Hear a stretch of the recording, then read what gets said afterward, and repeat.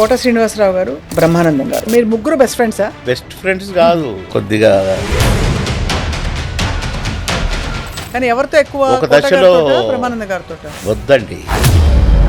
ఒక దశలో మేమిద్దరం బాబు మోహన్ ఉంటే మేము చెయ్యము అని బాహాటంగా ప్రొడ్యూసర్ కౌన్సిల్కి పోయింది. మీరు ముగ్గురు బెస్ట్ ఫ్రెండ్సా? బెస్ట్ ఫ్రెండ్స్ కాదు, పోటీ ఉండేదా సార్ కొంచెం? అసలే ఉండేది కాదు.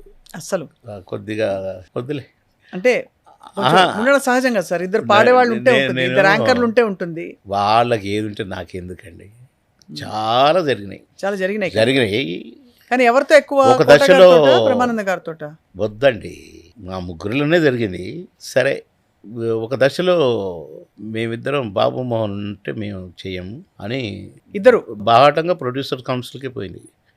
ప్రొడ్యూసర్లకు దృష్టికి పోయింది. ఎందుకు అలాగా? ఎందుకంటే నేను పాము చావకూడదు, కర్ర విరగకూడదు అట్లా చెప్పాలి కనుక నాకు ఎవరు శత్రువులు లేరు. కానీ వాళ్ళిద్దరు వీళ్ళైతే చెప్పారు ప్రొడ్యూసర్ కౌన్సిల్కి. చెప్పారు, చెప్తే ఒప్పుకోలేదు.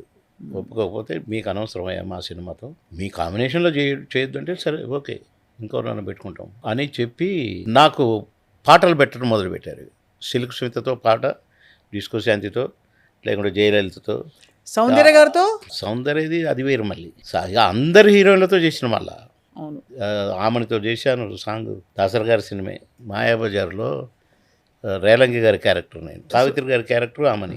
సుందరి నీ వంటి దివ్య స్వరూపం ఎందెందు వెదకిన లేదు కదా.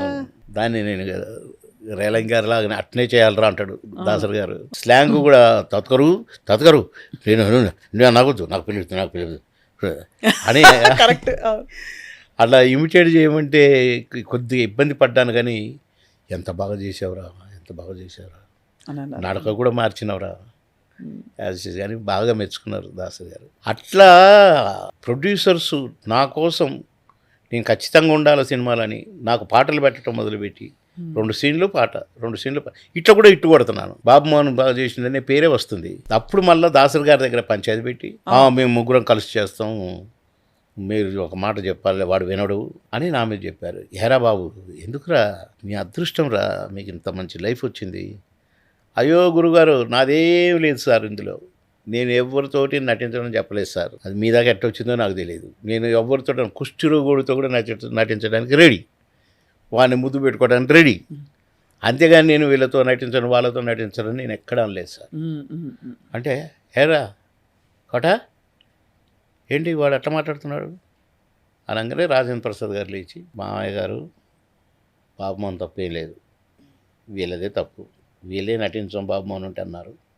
అప్పుడు ప్రొడ్యూసర్లు ఈయనకు పాట 2 సీన్లు పెట్టడం మొదలుపెట్టారు. ఇది కూడా తట్టుకోలేక మళ్ళీ మీ దగ్గరికి ఇప్పుడు పంచాయతీకి వచ్చాను, నన్ను పట్టుకొచ్చారు మళ్ళీ అని చెప్పితే అప్పుడు తిట్టి వాళ్ళని. ఎప్పుడైనా ఎదురుబడి ఓపెన్ కుల్లం డిషిం అంటే అసలు ఎప్పుడైనా నేను దానికి ముందు నన్ను ఎన్ని మాటలు అన్నా కూడా నేను నవ్వుతూ అసలు నేను పట్టించుకునేవాడిని కాదు.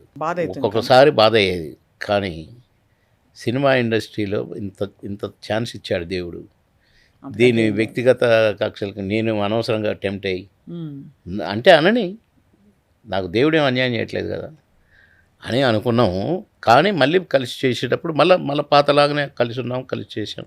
ఇప్పటికీ మేము బాగానే ఉన్నాము.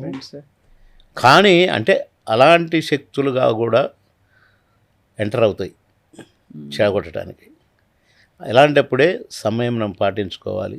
ఎవరి వృత్తి ఎవరి పని వాళ్ళు చేసుకుంటే బెస్ట్. సినిమా ఇండస్ట్రీ 4 కాలాల పాటు బెస్ట్గా ఉంటుంది అనే ఆలోచన నేను చెప్పేది అట్లా.